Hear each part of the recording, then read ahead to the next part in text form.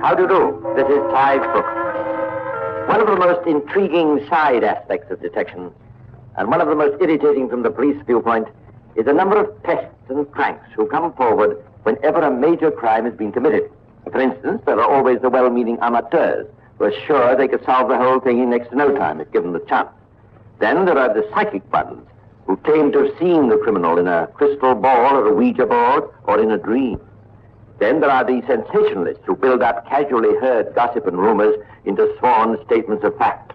Also, there are the anonymous letter writers who make the wildest accusations against the most improbable people.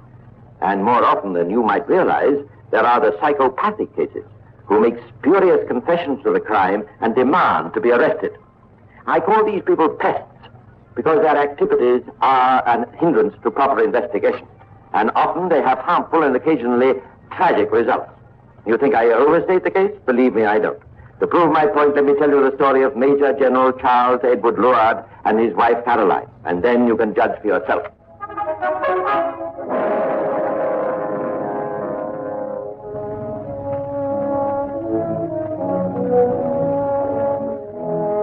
In the early years of this century, there were few better known or more widely respected couples in the whole county of Kent than General and Mrs. Leward. The General had retired in 1887 at the age of 48, and since then he and his wife had lived at Ightham Knoll near Sevenoaks. Their life was placid and pleasant. The General was a magistrate and a member of the county council, and for relaxation he played golf at the Wilderness Country Club. Despite the fact that the club was 3 miles from his home, he usually walked there and back. And so it was not at all unusual when, soon after lunch on August the 24th, 1908, he said to his wife, Care for a walk, my dear? Oh, I don't know, Charles. I've a lot of sewing to do. Oh, nonsense, my dear. Do you good to get out in the air? Nothing like a walk out from you. Best thing in the world. How far do you propose going? Well, matter of fact, I thought I'd walk over to the club and pick up my sticks. Ward's had his gardener lay out a putting green of barn court, and he wants me to try it. Oh, I couldn't possibly walk that far. Besides, I have to be back for tea. Mrs. Stewart's coming. Oh. Tell you what, then.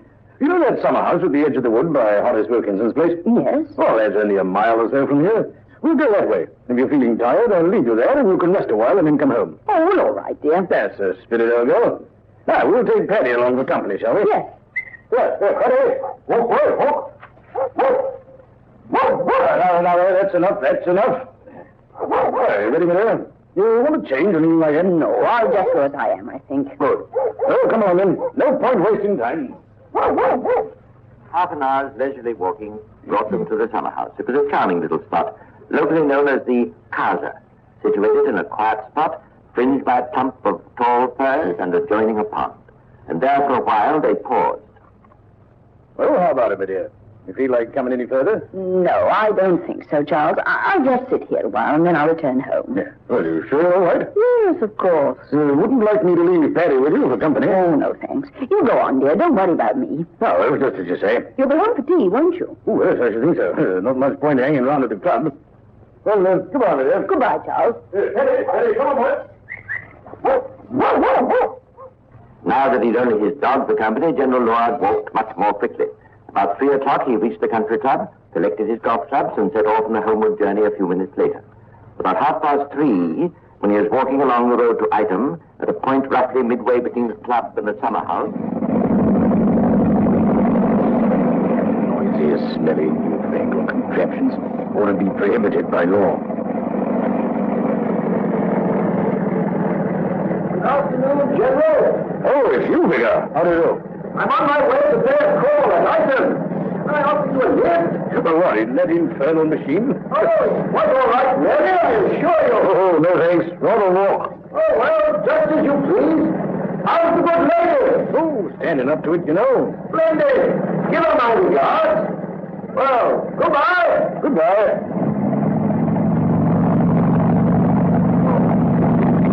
I know what the world's coming to.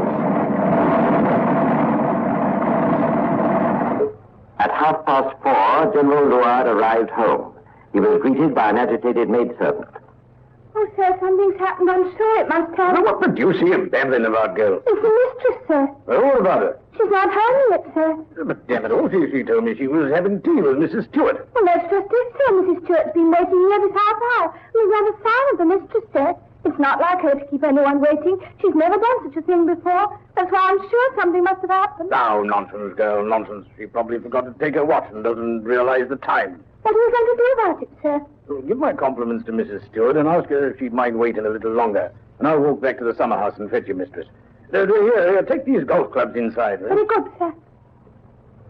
And so, once more, General Leward set out for the little house on the edge of the woods. About 5 o'clock, Mr. Wilkinson's coachman, Wickham, was digging in the garden of his cottage a couple of 100 yards from the summer house and separated from it by a thicket of trees, when suddenly... Help! Help! General Leward! What's the matter? Oh, thank heaven you're here, Wickham. You've got to help me. Yes, of course, sir. But what's it all about? Dreadful things happened. My poor wife, she's been murdered. Murdered? In the summer house. But how, sir? Who did it? I don't know. I went back to fetch her for tea. When I found her, I thought at first she'd fainted, and I realized she was dead. How'd she been killed, sir? Shot through the head, I think. I'm so horrified, I hardly stopped to look. You've got to come with me at once, Wickham. Now, take it easy, General. You're just about done in. Never mind about me, man. Don't you realize what I'm telling you? Yes, of course, sir, but it's no good getting panicky. I'll send my wife up to the house to telephone for the police and the doctor. What you need right now is a good stiff brandy, sir. And when you've had that, we'll go back as soon as you feel up to it.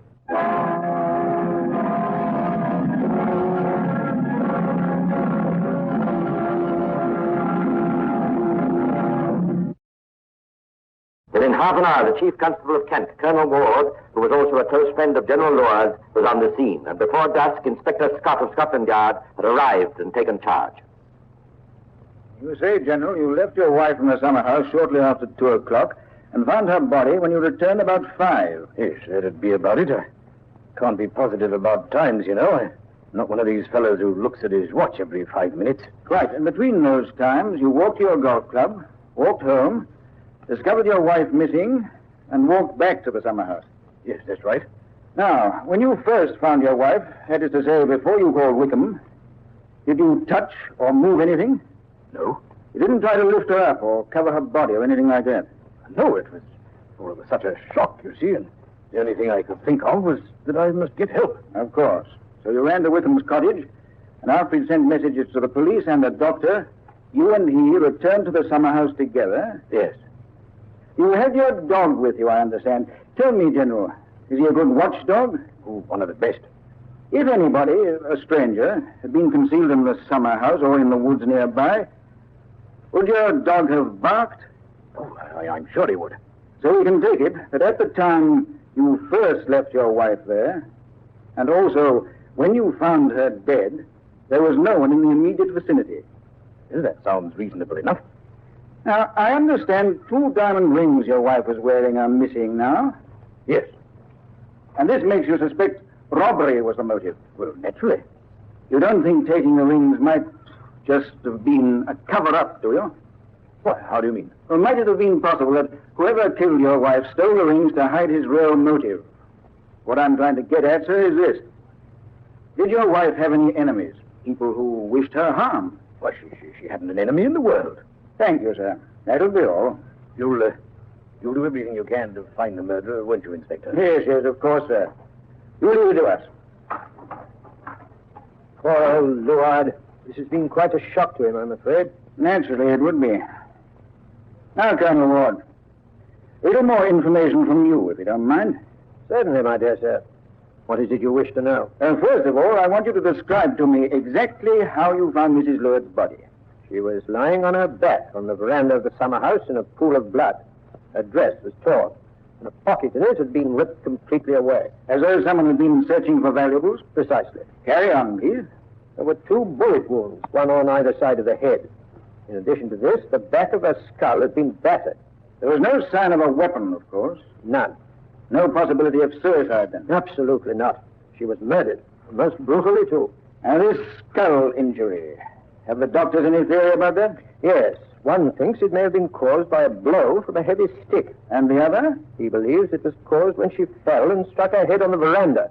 However, as both agree it was the bullet wounds that killed her, their points rather immaterial, don't you think? My dear Colonel, in a murder investigation, no points immaterial. Now, I presume everything possible has been done to track down the murderer? Yes, certainly. And is still being done. The whole area hereabouts in a radius of 6 miles is being thoroughly combed. close watch for suspicious characters is being kept on all roads and paths. The police have orders to stop everyone they see and require them to give an account of their movements. Every householder living in the area has been questioned. So far, with no results? I'm afraid not. It seems to look as though whoever did the job made a clean getaway. He left no tracks at all. None that we've been able to find. Then to all intents and purposes, you're still completely in the dark about the whole thing. Yes. My personal opinion is that the criminal was a hop picker, or at any rate a tramp or a gypsy. Kent's always inundated with odd characters at this time of the year. Right.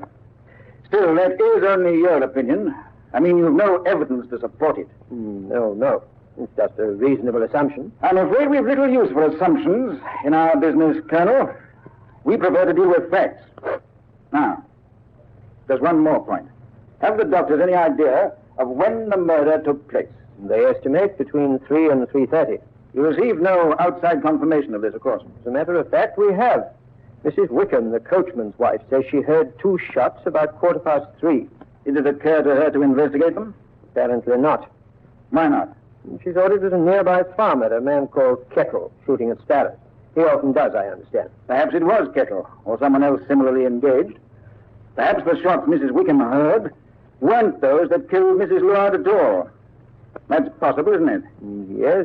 Yes, I suppose so. And since the doctor's estimate of the time of death can never be any more than an intelligent guess, it's possible, I don't say probable, but it's possible that Mrs. Leward might not have been killed much before, well, for instance, 4 o'clock. It could be, I suppose.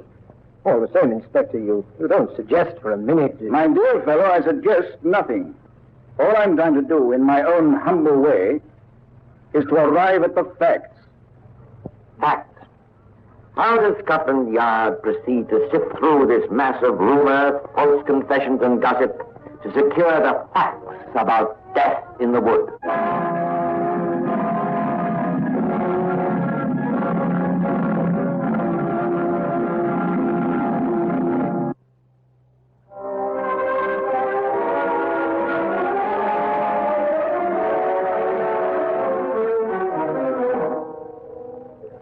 The murder of Mrs. Leward was treated by the London newspapers as a first-class sensation. And when the inquest opened at Item Knoll 2 days later, swarms of reporters and photographers invaded the place demanding admission. Most of them were refused. At the end of a long day's sitting, it was obvious that the police had made little progress in solving the mystery. As no further witnesses appear to be forthcoming, and as the evidence we have heard to date has given us no hint whatever as to the identity of the person who committed this brutal crime, we can only trust that further police inquiries will yield more tangible results. I have no option, therefore, but to adjourn this inquest to a date to be fixed. And now it was that the rumors and gossip began in earnest. The next morning's newspapers carried full reports of the evidence at the inquest. And that evening, as you can imagine, the murder of Mrs. Leward was the sole topic of conversation in every village pub in Kent. What's the use searching the woods any longer? Fellow's well back in London now, you can bet. I'll never find them now. What makes you so sure he come from London in the first place? It says so here in the paper. That's right. Colonel Ward reckoned he was one of the hop pickers. Come down for the season, or maybe a tramp. He was only guessing. What's he know? You ask me, they do better to look much nearer home. What might you mean by that? How do we know she was dead when the General found her? There's only his word for it. You ain't suggesting he did it, are you? Better be careful what you say, Thomas. I'm not suggesting nothing. But I know what I know. Well, what do you know? You think I'm just talking, don't you? Well, I'll tell you something. My old woman's friendly with one of the housemaids up at the Knoll. She says the General and Mrs. Leward was always having angry words with one another. Hey, come to think of it, I were daddying for them a couple of Saturdays ago, and they didn't half keep going on at each other. You're a couple of gossiping old women, that's what you are. Goes to show he had a motive, don't it? Don't talk through the top of your head. If every man who ever had an argument with his wife was the killer, there'd not be a married woman left in England. Have it your own way. But if you ask me, the old General knows a lot more than what he's told so far. You mark my word. And so, incredible as it must seem, without foundation or justification of any sort whatever, the rumors spread. And in the way the rumors do, as they pass from mouth to mouth, they conjectures became accepted as statements of fact. All sorts of wild theories were advanced by amateur criminologists, and every day the now harassed and completely baffled police found themselves further distracted by false leads. Oh, yes, I mean, it looks promising, sir. Oh? What's that, Sergeant? Well, just had a report in from a Tunbridge pawnbroker, sir, that a strange woman and a sandy-haired man have been trying to pledge a diamond ring. From the description of it, it sounds like it might be one that was stolen from Mrs. Leward. Good. Get Tunbridge Police on the phone and have them detain the man and woman. Have the ring sent here at once for identification. Ah, very good, sir. But on examination of the ring, General Leward said it was nothing like either of those stolen from his wife. And since it came from a sixpenny bazaar, this seemed fairly obvious. One evening, a drunk lurches into Bow Street and confesses to the murder. The next morning, in a more sober frame of mind, he retracts his confession and is sent home with a stern warning. The same day, in a London park, a police constable finds a man's coat beside the pond and pinned to it a letter. My dear father, I cannot bear the suspense any longer. The item business has been playing on my mind. It was I who fired the shots there, but the devil was in me. By the time you get this, I shall be beyond human aid. Your unhappy son, John Storm. Blimey, this looks like a case for headquarters. Pond and others in the vicinity were dragged. There was no sign of a body. The coat was never identified, and no trace was ever found of a missing man named John Storm. Meanwhile, the rumors were continuing in an ever-growing spate, and soon the police were being flooded with anonymous letters. Look at them. 6 in last night's post, 8 more this morning. I know. I've been getting them, too. You've not mentioned anything to me about it? I hardly thought it necessary. What have you done with them? Destroyed them, of course, as I imagine you will be doing with theirs. I certainly shall not. No, Colonel, in your position as Chief Constable, should you have done such a thing. Well, what do you mean? I mean, sir, it is your duty to hand all such communications over to me. And in future, I must insist that you do so. For all we know, you may unwittingly have destroyed valuable evidence. You're not serious, Inspector? I most certainly am, but... Hang it all, those I've received have been nothing but a tissue of malicious lies and accusations against poor old Leward. You must let me be the judge of that. Am I to understand it's Scotland Yard's custom to heed every scurrilous unsigned letter it receives? It's our custom, Colonel Ward, to investigate everything that might conceivably be of the slightest aid to us, even anonymous letters. But I mean to say that the whole thing's so absurd. You're not suggesting that Colonel Leward did have anything to do with his wife's death, are you? I can only repeat, sir, it's my job to investigate every possibility. But this isn't a possibility. No? No, of course it's not. You know the facts yourself as well as I do. Mrs. Leward was killed at some time between 3 and 3:30. At 3 o'clock, General Leward was at his golf club, more than 2 miles away. 3:30, he was on his way home, still at least a mile from the summer house. Therefore, he couldn't have killed her. You overlook one point, Colonel. What's that? We've no proof Mrs. Leward was killed between 3 and 3:30. But the doctors said that... As I told the reporter, the doctors can do no more than hazard a guess. To reach his club at 3, General Leward need not necessarily have left his wife till, say, 2:20. Then again, after meeting the vicar on the road at 3:30, he could have cut through the woods and reached the summer house at 3:50. He could have killed her at either of those times. But dash it all, Inspector, it's utterly fantastic. Why? Because I've known Leward for years and years. He and his wife were extremely devoted to each other. No reason on earth why he should want to do her any harm. Besides, he's not the type to commit murder. Few murderers are, Colonel. That's begging the question. Absolutely no evidence of any kind to link Leward with his wife's death. And I must say, I'm amazed you should even attempt to do so. You misunderstand me, sir. I'm not attempting to do so. But you just said... I merely said that on the facts we have at our disposal, it's possible he could have done the job. Frankly, I don't believe he killed his wife any more than you do. In fact, I'm quite sure he didn't. Then what are we arguing about? I wasn't aware we were arguing. All I'm trying to make you realize is that we can't afford to reject any hypothesis till it's proven wrong. And when I say proven, I mean beyond any possible shadow of doubt. Do I make myself clear?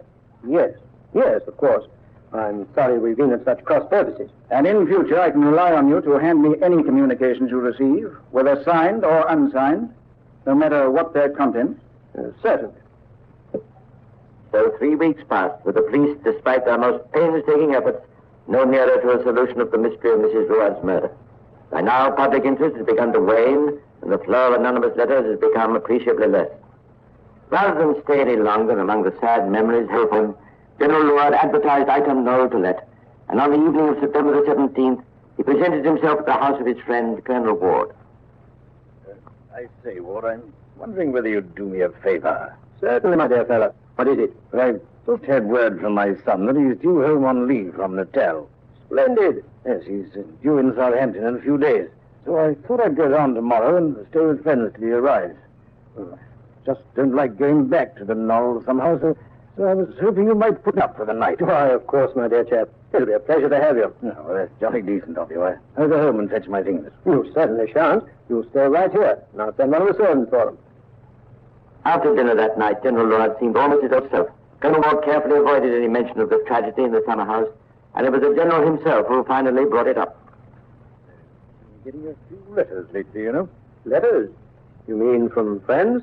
Well, yes, and from Ethel, too. Who? I don't know. Blighters never sign their names. You mean anonymous letters? Yes, that's right. A bit disgusting, some of them have been. Suppose you and that Scotland Yard fellow have been given them, too. Yes, we have had a few. Pretty careless sort of trick, don't you? Vile. I think anyone could stoop so low. I shouldn't take the slightest notice of them if I were you. Well, I must admit that I was a bit rattled at first, but I've rather got used to them now. It's amazing how one does get used to things, isn't it? I'm terribly sorry, old man. It's a most distressing business altogether. No, not at all, not at all. Talking of letters, I have a few of my own I must write before the morning. So, if you don't mind, I think I'll push off up to my room. Certainly. You wouldn't like just one more glass of port? No, thanks, sir. Well, good night, old chap. Good night. Next morning at 9:15, when Colonel Ward came down for breakfast, there was no sign of his guest. Worried, but not quite knowing why, summoned the butler. Have you seen General Leward this morning? Yes, he went out about half an hour ago. Out? Where to? He said he was going for a stroll in the grounds, sir. He knew breakfast was at 8:45, didn't he? Yes, sir, I reminded him. He said he'd be back in time. Well, I don't see any sign of him. You'd better send one of the servants out after him. Very good, sir. General Leward was not to be found in the grounds, nor anywhere else in the vicinity. 15 minutes later, a train from Maidstone that passed the test and level crossing at 9 a.m. was approaching this point. The driver, looking ahead, saw an elderly man on the footpath by the railway line. Keep your distance, Grandpa, or we'll be singeing your whiskers. Hey, look out! The silly old goose walking onto the line. Here, put on them brakes!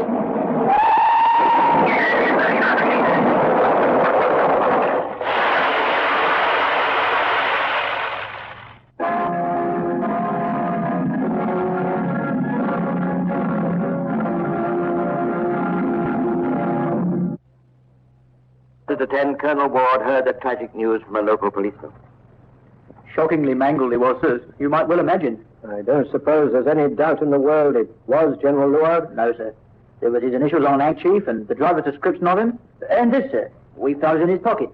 A letter? For me? Yes, sir. My dear Ward, I'm sorry to have to return your kindness in this way, but I'm satisfied it's best to join her in the second life at once. I can be of no further use to anyone in this world of which I'm tired, and I do not wish to live any longer.